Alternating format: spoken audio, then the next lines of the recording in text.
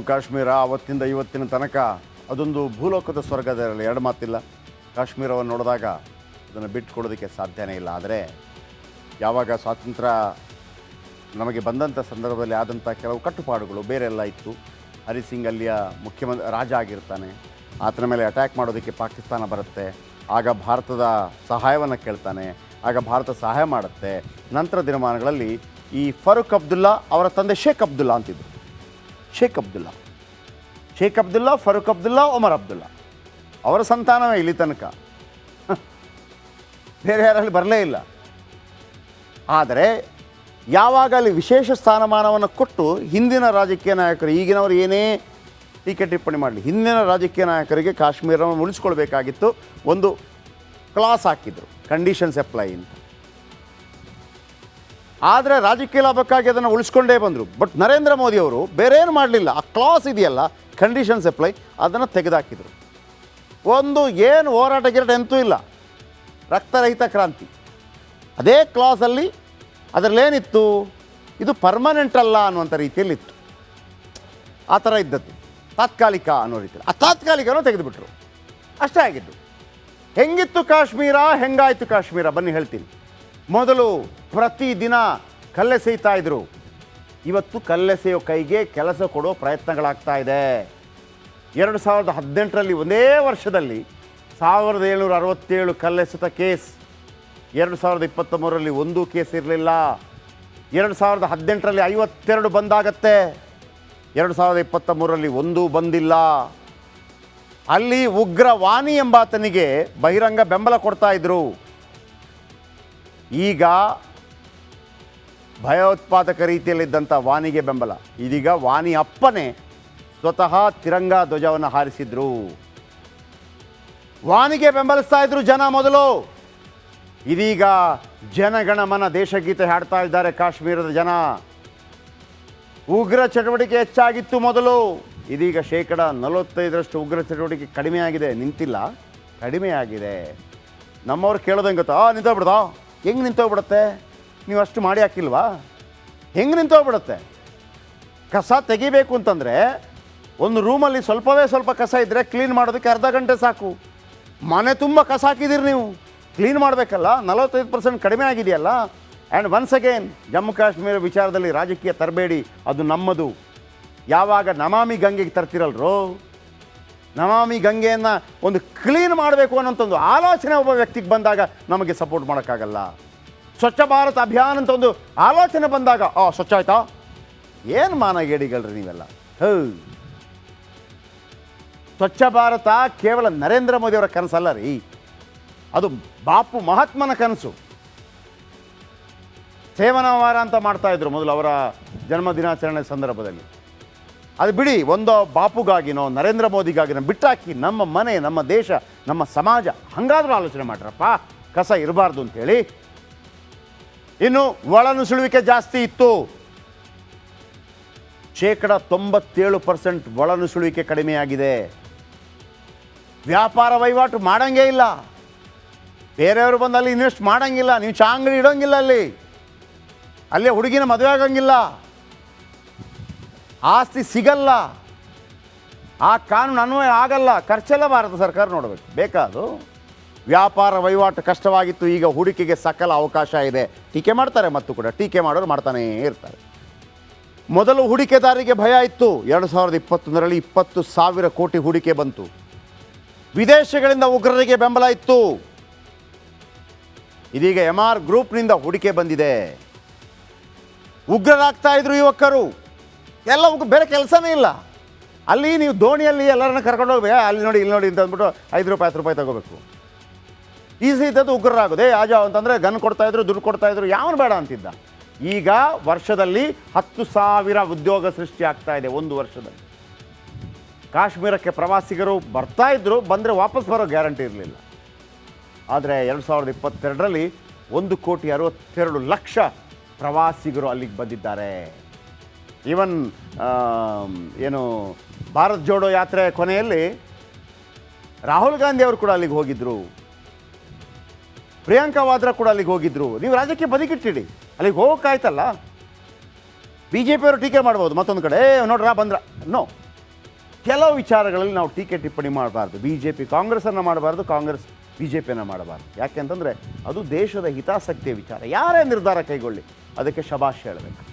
2014ರವರೆಗೆ 7 national highway, 2021ರಲ್ಲಿ 11 national highway. ಶಿಕ್ಷಣಕ್ಕೆ ಹೆಚ್ಚು ಆದ್ಯತೆ ಇರಲಿಲ್ಲ. ಈಗ ಏಮ್ಸ್, IIT, 7 ಮೆಡಿಕಲ್ ಕಾಲೇಜಿಗೆ ಶಂಕುಸ್ಥಾಪನೆ ಕಾಶ್ಮೀರದಲ್ಲಿ. ಕಾಶ್ಮೀರಿ ಹಿಂದೂಗಳಿಗೆ ಭಯ ಇತ್ತು, ಹೆಂಗೆ ಹೊಡೆದೋಡಿಸಿದ್ರು. ಇದೀಗ 3000 ಸರ್ಕಾರಿ ಉದ್ಯೋಗದಲ್ಲಿದ್ದಾರೆ. ಕಾಶ್ಮೀರಿ ಹಿಂದೂಗಳ ಮನೆ ಕಿತ್ತುಕೊಂಡ್ರು, 3000 ಮನೆಗಳ ಹಂಚಿಕೆ ಆಗಿದೆ. ದೇಗುಲ ಕೆಡವುತ್ತಾ ಇದ್ರು, 15 ದೇಗುಲಗಳ ಮರುನಿರ್ಮಾಣವಾಗಿದೆ. ಹಬ್ಬ ಹರಿದಿನಗಳಲ್ಲಿ ಹಿಂದೂಗಳ ಹತ್ಯೆ ಆಗ್ತಾ ಇತ್ತು. ಶೋಭಾಯಾತ್ರೆ ಇದೀಗ ಶುರುವಾಗಿದೆ. ಇವೆಲ್ಲವೂ ಕೂಡ ಕಾಶ್ಮೀರದಲ್ಲಿ ಬದಲಾವಣೆಯಾಗಿದೆ. ಇದೀಗ ಚುನಾವಣೆ ನಡೆಯುತ್ತೆ. ಕಷ್ಟ ಇದೆ, ಗೊತ್ತಿದೆ. ಆದರೆ ಒಮ್ಮೆ ಡಿಸಿಷನ್ ತಗೊಂಡ್ರೆ 370 ತೆಗೆಯೋದು, ಕಾಶ್ಮೀರವು ನಮ್ಮದನ್ನಾಗಿ ಮಾಡ್ಕೊಳ್ಳೋದು ಅನ್ನುವಂಥ ಡಿಸಿಷನ್ ತಗೊಂಡ ನಂತರ ಕರೆಕ್ಟ್ ಡಿಸಿಷನ್ನ, ಬ್ಯಾಡ್ ಡಿಸಿಷನ್ನ, ಗುಡ್ ಡಿಸಿಷನ್ ಅಂತಿಲ್ಲ. ಡಿಸಿಷನ್ಗಳಲ್ಲಿ ಇದು ಗುಡ್ ಡಿಸಿಷನ್, ಇದು ಬ್ಯಾಡ್ ಡಿಸಿಷನ್ ಅಂತ ಇಲ್ವಂತೆ. ಮೊದಲು ಡಿಸಿಷನ್ ತಗೊಳ್ಳಿ, 370 ತೆಗೆಯೋದು ಡಿಸಿಷನ್ ತಗೊಂಡಾಯಿತು. ಇನ್ನು take A decision and make it good ಅಷ್ಟೇ. ಕೊನೆಗೂ ಜಮ್ಮು ಕಾಶ್ಮೀರಕ್ಕೆ ಚುನಾವಣಾ ದಿನಾಂಕ ಘೋಷಣೆಯಾಗಿದೆ. 3 ಹಂತದಲ್ಲಿ ನಡೆಯುವ ಎಲೆಕ್ಷನ್ಗೆ ಭರ್ಜರಿ ಸಿದ್ಧತೆ ಮಾಡಿಕೊಳ್ಳಲಾಗಿದೆ. ಇದರ ಮಧ್ಯೆ ಸ್ಥಳೀಯ ಪಕ್ಷಗಳು ಹೊಸ ಬಾಂಬ್ ಸಿಡಿಸಿವೆ. ಬನ್ನಿ ಇದರ ಬಗ್ಗೆ ಒಂದು ರಿಪೋರ್ಟ್ ನಿಮ್ಮ ಮುಂದೆ.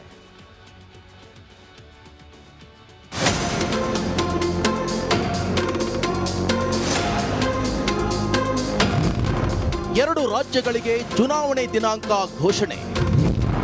ಜಮ್ಮು ಕಾಶ್ಮೀರದಲ್ಲಿ 10 ವರ್ಷಗಳ ನಂತರ ಎಲೆಕ್ಷನ್.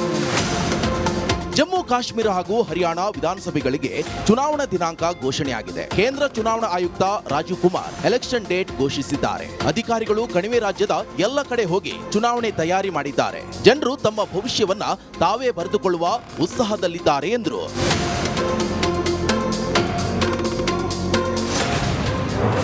ಜಮ್ಮು ಕಾಶ್ಮೀರದ 90 ಕ್ಷೇತ್ರಗಳಲ್ಲಿ 3 ಹಂತದಲ್ಲಿ ಮತದಾನ ನಡೆಯಲಿದೆ. ಸೆಪ್ಟೆಂಬರ್ 18 ಹಾಗೂ 25 ಮತ್ತು ಅಕ್ಟೋಬರ್ 1ರಂದು ವೋಟಿಂಗ್ ಆಗುತ್ತೆ. ಜಮ್ಮು ಕಾಶ್ಮೀರದಲ್ಲಿ ಒಟ್ಟು 87,09,000 ಮತದಾರರಿದ್ದಾರೆ. 42,62,000 ಮಹಿಳೆಯರು, 44,46,000 ಪುರುಷ ಮತದಾರರಿದ್ದಾರೆ. 3,71,000 ನೂತನ ಮತದಾರರಿದ್ದು ಅಕ್ಟೋಬರ್ 1ರಂದು ಜಮ್ಮು ಕಾಶ್ಮೀರದಲ್ಲಿ ಫಲಿತಾಂಶ ಹೊರಬೀಳಲಿದೆ. Elections in J&K will be held in 3 phases. So this is a shorter period. Date of poll will be 18th of September and it's a Wednesday. Second phase would be on 29th of August and the statutory period of nominations and all. Poll being on 25th of September. And phase 3, nomination on 5th of September and every voting finishing on 1st of October. Counting would be on 4th of October.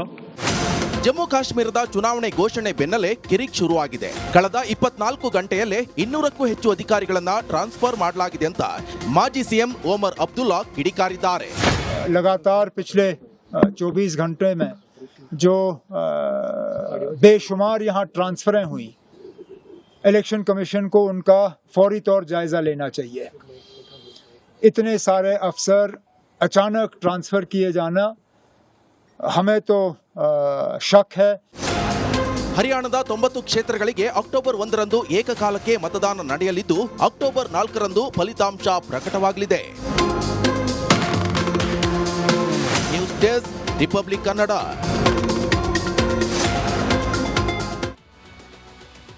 Jammu Kashmir, ಒಮ್ಮೆ ಫಾರೂಕ್ ಅಬ್ದುಲ್ಲಾ, ಒಮರ್ ಅಬ್ದುಲ್ಲಾ, ಮುಫ್ತಿ ಸಯೀದ್, ಆ ನಂತರ ಗುಲಾಂ ನಬಿ ಆಜಾದ್, ಇದು ಬಿಟ್ಟರೆ ಬೇರೆ ಹೆಸರು ಕೇಳಲೇ ಇಲ್ಲ ನಾವು. ಯಾಕೆ ಬೇರೆಯವರು ಯಾರು ಆಗಲೇಬಾರ್ದಾ? ನೋಡಿ, ಜಮ್ಮು ಕಾಶ್ಮೀರ 2014ರ ಚುನಾವಣೆ ಕೊನೆ, ಅದಾಂತರ ಚುನಾವಣೆ ಆಗಿಲ್ಲ. ಅದಾದ ನಂತರ ಆರ್ಟಿಕಲ್ 370 ತೆಗೆಯಲಾಯಿತು. ದೋ ಪ್ರಧಾನ್ ದೋ ಸಂವಿಧಾನ ಇಲ್ಲ. ಈಗ ಆವತ್ತು ನಡೆದಂಥ ಚುನಾವಣೆಯಲ್ಲಿ Jammu Kashmir people democratic party, Mufti Sayeed ಅವರ ಪಾರ್ಟಿ 28 ಸ್ಥಾನಗಳನ್ನು ಗೆದ್ದುಕೊಂಡಿತ್ತು. ಆಗ ಇದ್ದದ್ದು 83, ಒಟ್ಟು 83 ಇತ್ತು. 83ರಲ್ಲಿ 42 ಬಂದವರು ಗೆಲ್ತಿದ್ರು. BJP 25 ಸ್ಥಾನ ಪಡ್ಕೊಂಡಿತ್ತು. JK national conference, Farooq Abdullah ಮತ್ತು ಒಮರ್ ಅಬ್ದುಲ್ಲಾ ಅವರ party NC national conference 15, Congress 12 ಮತ್ತು ಇತರರು. ಇಲ್ಲೇನಾಯಿತು, ಜಮ್ಮು ಕಾಶ್ಮೀರ್ PDP ಪಾರ್ಟಿ ಮತ್ತು BJP ಜೊತೆ ಸೇರಿ ಸರ್ಕಾರವನ್ನು ರಚಿಸಿತು, ಆಮೇಲೆ ಬಿದ್ದೋಯ್ತು, ಆಮೇಲೆ ಹಾಗೆ ನಿಂತೋಗ್ಬಿಡ್ತು.